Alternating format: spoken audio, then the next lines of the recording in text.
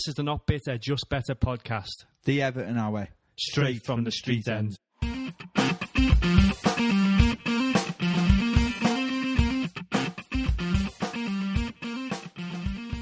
Howdy Blues, welcome to Not Bitter, Just Better Everton podcast.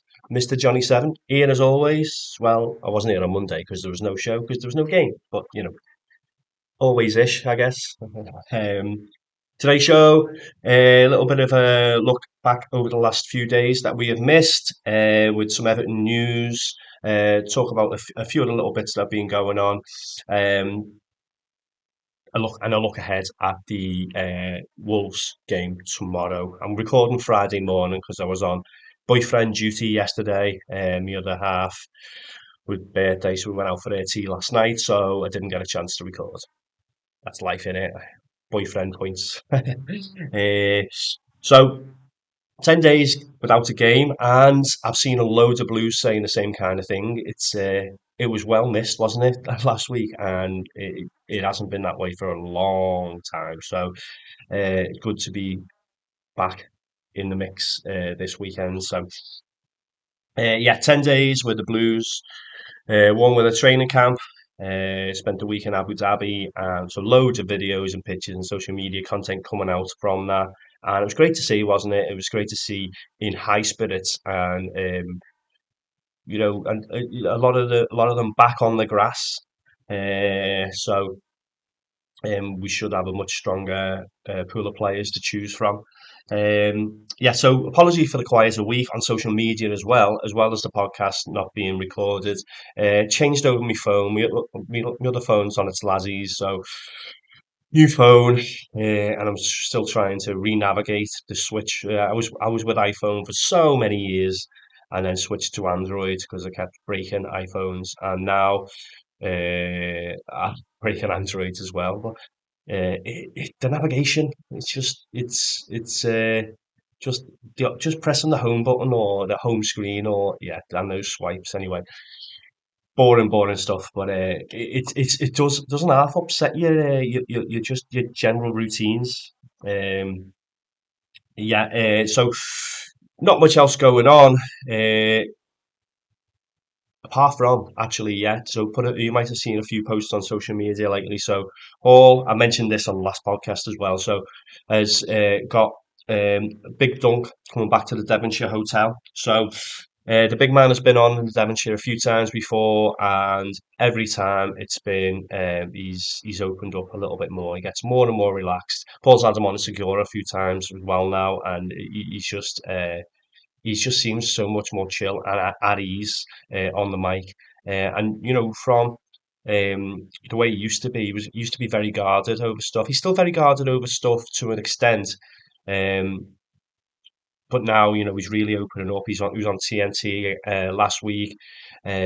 He's doing the rounds a little bit more. I guess he has to now because these events coming up are to coincide and to launch his new book, Big Dunk. Paul had him on in the Philharmonic as well. So these events have been a great success, and it would be good to have Dunk back. Devonshire Hotel, 30th of May. So Devonshire is Edge Lane, and tickets for that are £85. That includes a signed copy of the book. There are VIP options coming as well. I think that includes early entry and signed picture in a frame, or a picture in a frame, signatures, all that kind of stuff. And the VIP tends to be in a separate drinking area with former Blues as well. So there'll be 3 other Evertonians on, Everton legends, on that night, and a comedian, and a bite to eat. And I'll probably be milling about doing some other some videos and stuff, and helping out with the signed shirts and all that kind of stuff. So if you see me, say hello. So a little bit of a recap of where we're up to. I'll be back in a sec with some Everton news.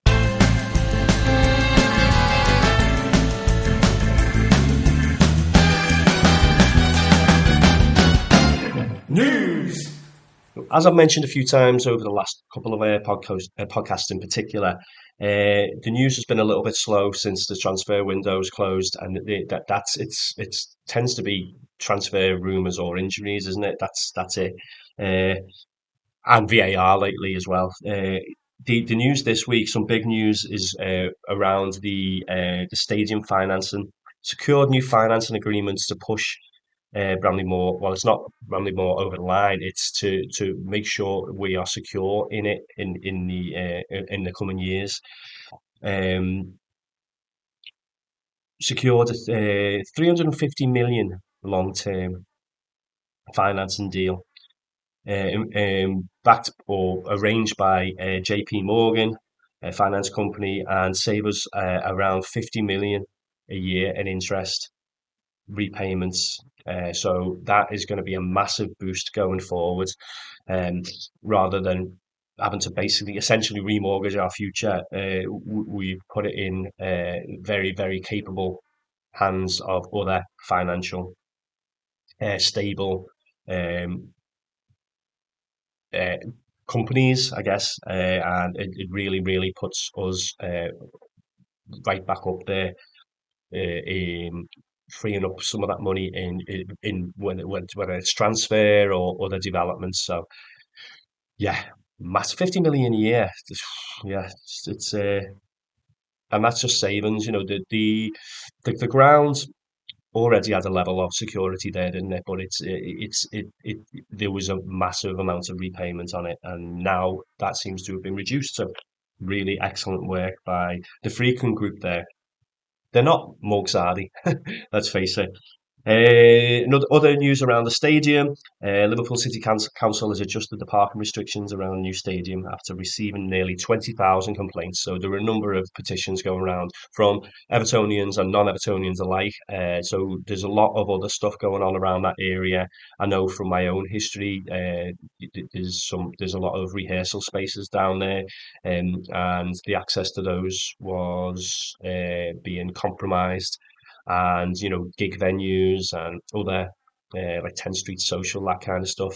So there was a lot of backlash, and they seem to have been putting a workaround in place. Revised plan extends visitor parking from 1 to 2 hours and addresses concerns from local residents and business. I still think that's got a lot more iron out and tweaking. Um, the Still on the stadium, the second test event is coming up on the 23rd of March. Initially, I think they were meant to be uh, blocking those who attended the first event, but I got my email to apply again this week. I think it's the capacity of 25,000 this time, so it's not just the south stand this time. It's opened up around the ground as well. Um, and I haven't applied for that yet, funnily enough, but I am confident that I will be able to go. As I said last time, I don't want to take another Blues place if they don't get an opportunity, but I really do want to go to the ball now. I just want more and more of it. I think Paul's managed to secure, well, not secure because he runs the bar. He's put two coaches on for that, so that should be a good event within itself. So if anyone is interested in a bar deal, get in touch. So this one stepping up a lot. There doesn't seem to have been any negative fallout from the first event with 10,000. Everything seemed to go swimmingly with that. So this is another step towards fully operational, I guess. Some news coming out about players. News came out yesterday that Decore, we haven't activated the year extension to his contract that was in the contract negotiation from last time. This doesn't mean that he's leaving, and I've seen a few people, which particularly on TikTok and the like, saying that you've served as well and goodbye and all that kind of stuff. That doesn't mean that that's the case. He isn't necessarily on his way. It just means that they won't extend his current deal for another year. And I talked about this last week. 130k a week was the rumor. I don't think we should be giving that to anyone apart from potentially our top player, and who is that at the moment? I think Pickford is on. potentially 100. Decore, you could go out and get a star player for that, and I don't think Decore is necessarily a star player. So as it kind of goes on towards the end of the season, I think he's still got a part to play. Whether he will take a negotiated deal on far less than that is another matter.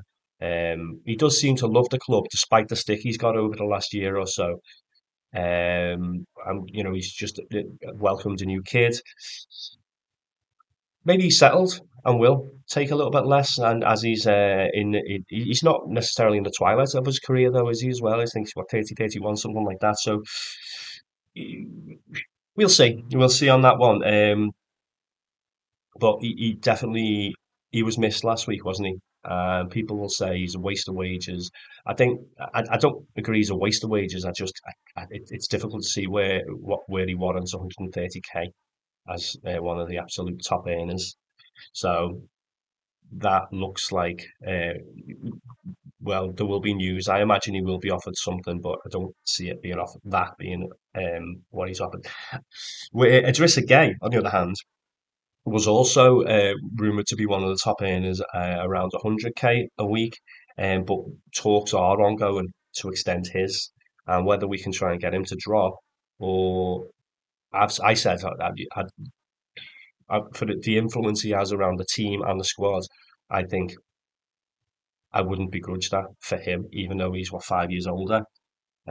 He's just been one of our outstanding players over the last year. So yeah, and bringing new players in, he could help bed in his own replacement. So uh, yeah, another one we'll have to just wait and see on that.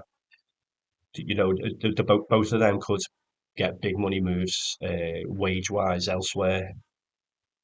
It's just I think both of them seem to have an affinity to Everton. So Decore, I wouldn't mind seeing him stay on far less. Garner, yeah, I think what he offers the side and the squad, I think it's hard to get that. So other news, other potential, well, an actual departure, Kevin Thelwell. I think this was very much expected. The director of football will leave the club in the summer, and I've seen some of his. There's been a lot of talk about what the players he's brought in, and I think he will kind of go down as the players he didn't bring in, being his legacy, and because the players he has brought in, there's some really good players on there. The biggest failures has obviously been Morpay, a little rat. Um, but other than that, the players he has brought in, the likes you would have said before Moyes came back in, you would have said maybe O'Brien shouldn't have been such a massive outlay if he wasn't going to get played. But that's more a reflection on Dyche now, isn't it? And not playing him because he's come in and he's been, we're unbeaten with him in the side. So well done on that one. So as I say, he will ever forever be linked with every time there's been a transfer window resorting back to Nonto and never getting that over the line. So, but ultimately, he's done a decent enough job in very very difficult circumstances, and I don't know whether they're going to replace him as such. Obviously, we talked about Davy Weir coming in, being reunited with Moisey, and yeah, I think he also has an affinity with Everton. So, but is doing a good job at Brighton at the moment. So it's one of those. It's like Brighton seems to be a well-run club. Everton hopefully will be a well-run club again and have a lot more history and future potential than Brighton, without trying to be disrespectful. And maybe we will want to be part of that again. Yeah, yeah, hopefully. But I don't think it's going to be the same type of role that Thelwell does. So there's going to be a few different moving parts, and one of those potential moving parts is a name that has popped up a few times over the past few weeks. Angus Kinnear from Leeds.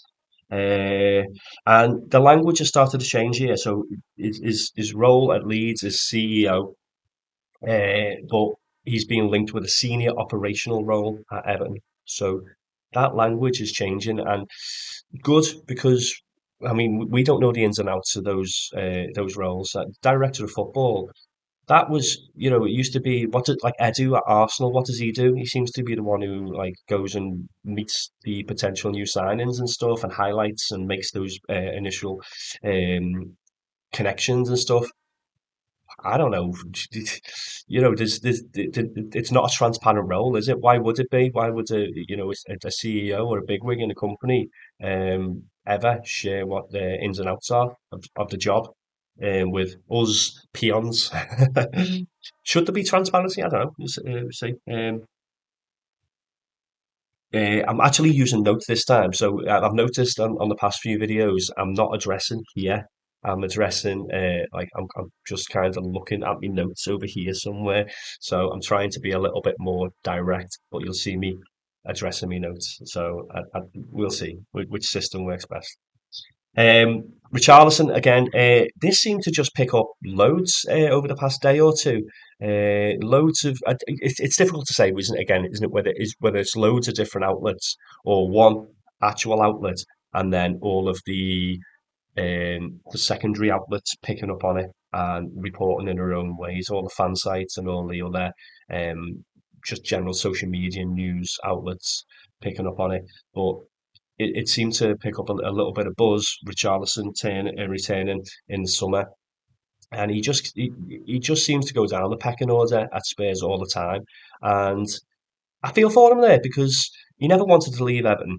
He does a good job for Spurs when he gets an opportunity, but I just don't. There's a disconnect there, and I just hope if Everton. I want Everton, of course, to bring Richarlison back.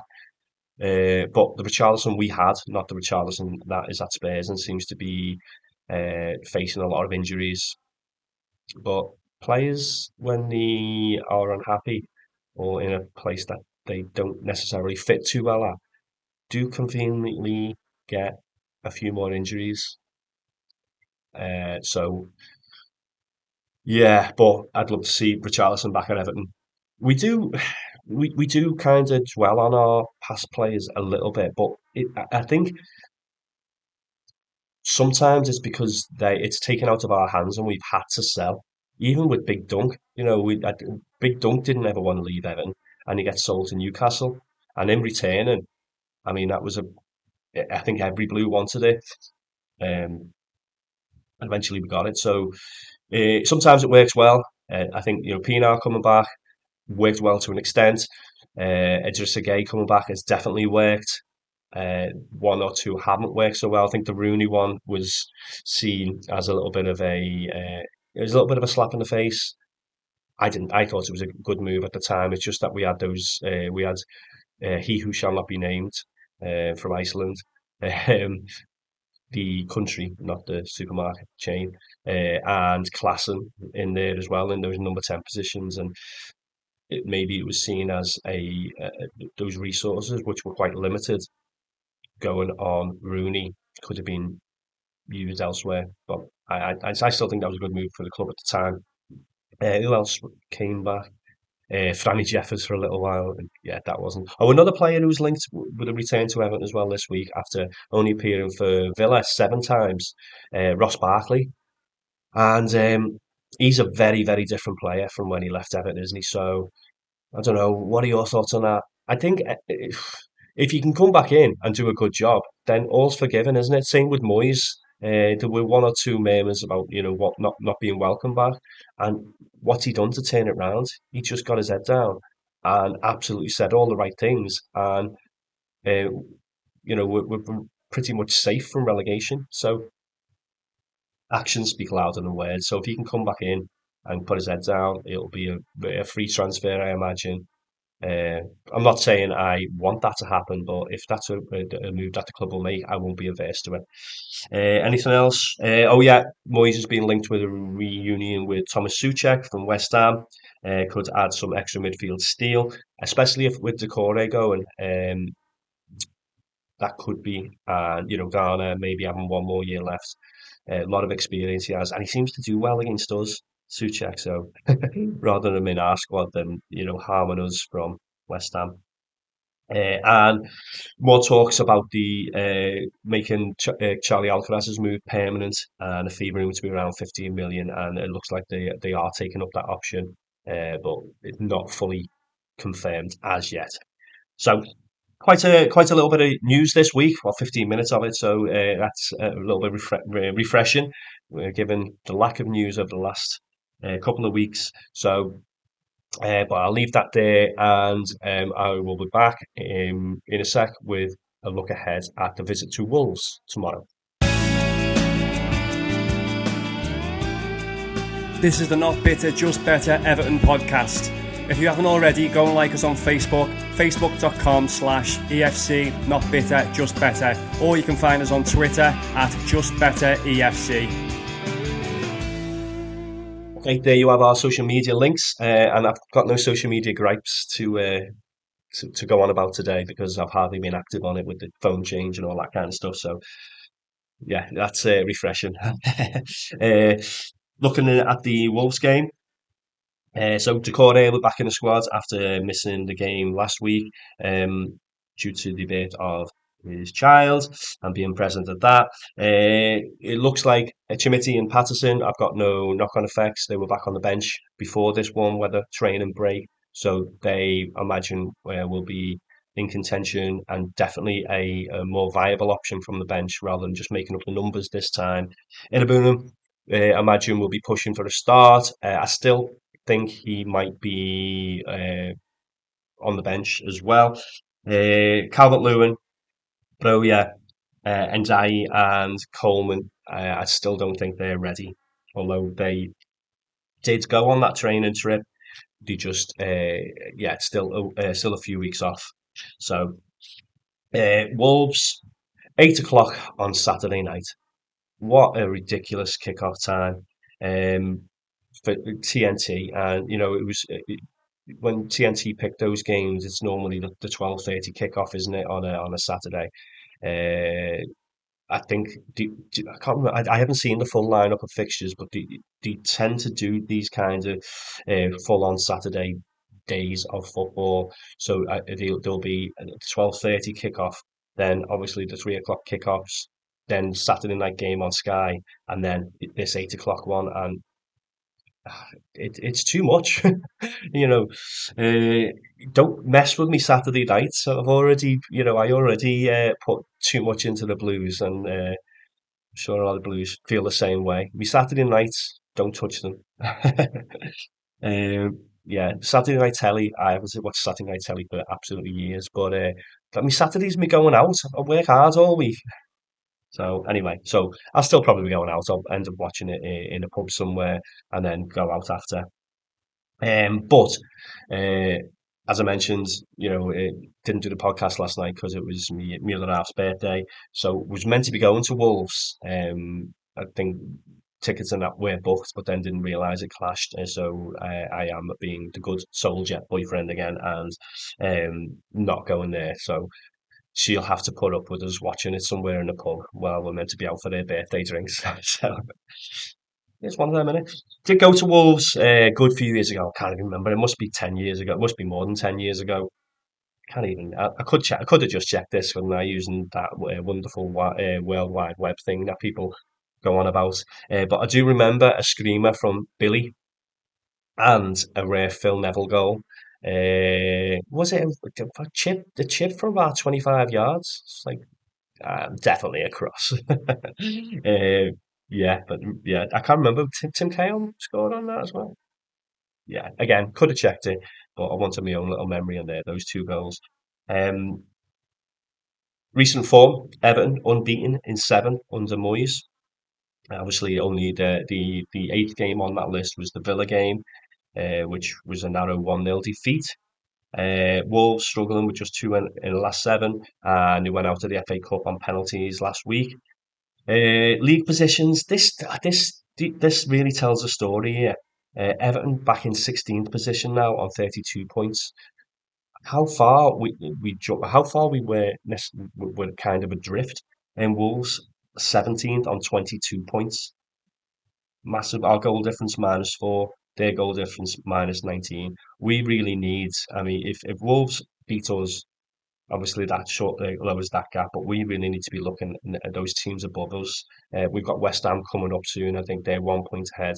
Man United, uh, 1 point ahead, and the Spurs and Palace, all there and thereabouts. We need to be looking at those teams. Getting at least a draw tomorrow, but hopefully 3 points to move further away from them and the other the bottom three is a must. Um, it's not necessarily as much of a must as would be if Dyche was still in charge and the points were dribbling in dribs and drabs. But still, we definitely want to consolidate.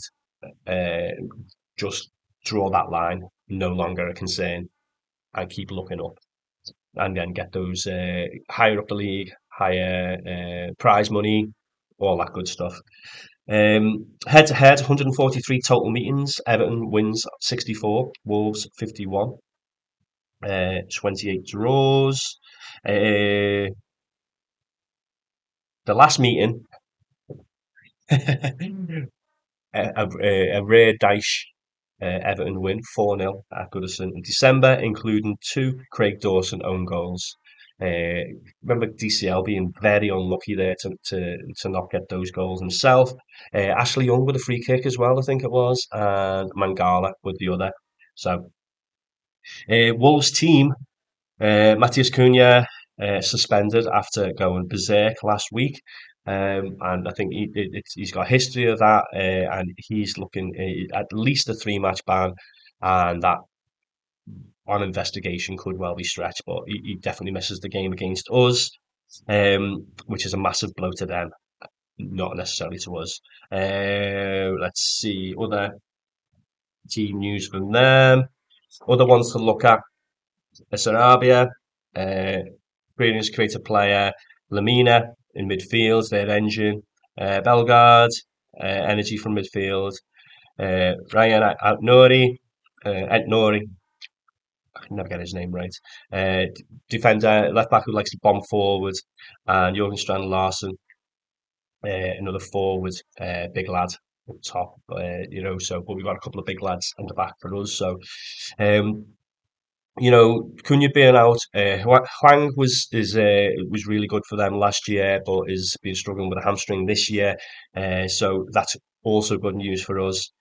Um, we have got a couple of injury concerns ourselves, but we look to be building back again. So, as you know, as I always say, I don't do predictions, but looking with Cunha missing and the form we've been in, there's no reason why we can't go there and get a result. We've got a few tricky fixtures coming up, particularly in April. Let me just see. I've just took a screenshot of this. Really, really good. Um, a really interesting comment on our social media on the Facebook page. James Fleming, as it stands in April, we play first, second, third, fourth, and fifth in that order. And he also added easy 15 points. I love the optimism. It's mad that though, isn't it? First, second, third, fourth, and fifth in that order in April. So next week, it's West Ham, isn't it? So if we get through this one with at least a point, we're going to be looking at three. I don't want to be overly optimistic, but they're one of our biggest wins in recent years at home, and their main man missing. So hopefully we can go down there, get good results, extend Moyes' unbeaten run to 8, and then push further up the table. Nothing like a bit of optimism, and then that West Ham game next week. Moyes will obviously have something to prove there, but we could end up leapfrogging them, and that'll be a good one. So fingers crossed, Blues. And I've gone about about 35 minutes here, so I'll leave the podcast there. As you got our social media links before, so say thank you for joining us. Thanks for all the interactions. Been slowed down a little bit this week because, as I say, I've been changed over my phone. I'm trying to get used to navigation again, but I'll be back on it again from this week. Yeah, and as obviously podcast, I'll record again on Monday with a recap of the Wolves game, hopefully talking about a blue victory. Yeah, if anyone wants to send any recordings, voice notes, or videos, I can start dropping them in. I'm moving my platforms over. I'm editing in a different way today, and you can see in a different location. So I will. I'll look at how to do all that, but back end stuff, dull. I'm sure you don't want to hear all that kind of stuff. So subscribe, share, comment, all that good stuff, and I'll catch you on Monday. Go on, you.